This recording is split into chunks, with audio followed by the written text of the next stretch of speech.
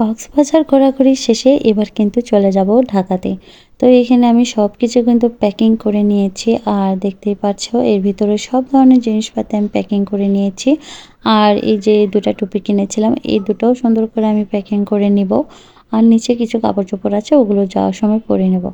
আর এই দিকে দেখো আমার ব্যাগটা এখনও খোলা আছে, কারণ এখন পর্যন্ত এই জিনিসগুলো এখনও তোলা হয়নি। তো এগুলো তুলে নেব, আরও কিছুক্ষণ সময় আছে আমার হাতে। তাই আমরা নাস্তা করে এসে কিন্তু এগুলো কিন্তু গুছিয়ে নিচ্ছি। তো এইভাবে সবকিছু গুছিয়ে নিয়ে আমরা চলে এসেছি কাউন্টারে। আর কাউন্টারটা আমাদের হোটেলের একদম নিচেই কাউন্টার।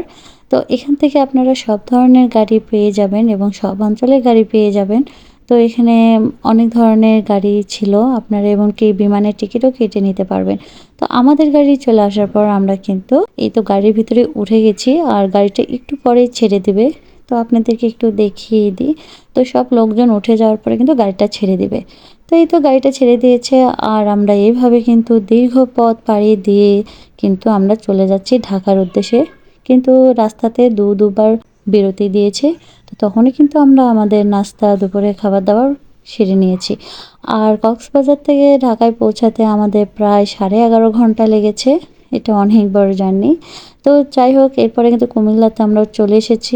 কুমিল্লাতে আসার পরে এই একটা হোটেলে থামিয়েছিল, তো এখানেই আমরা আমাদের দুপুরে খাবার দাবার সেরেছি। হোটেলটা অনেক সুন্দর ছিল। এটা ভেতরের পার্ট, আর হচ্ছে এটা হচ্ছে বাহিরে। তো হোটেলের বাইরের অনেক সুন্দর একটা পরিবেশ। আর আমাদের গাড়ি এই যে এটা শ্যামলীতে আমরা এসেছি। তো একটু আপনাদেরকে হোটেলটা বাইরে থেকে একটু দেখিয়ে দিলাম, কারণ হোটেলটা অনেক সুন্দর তাই।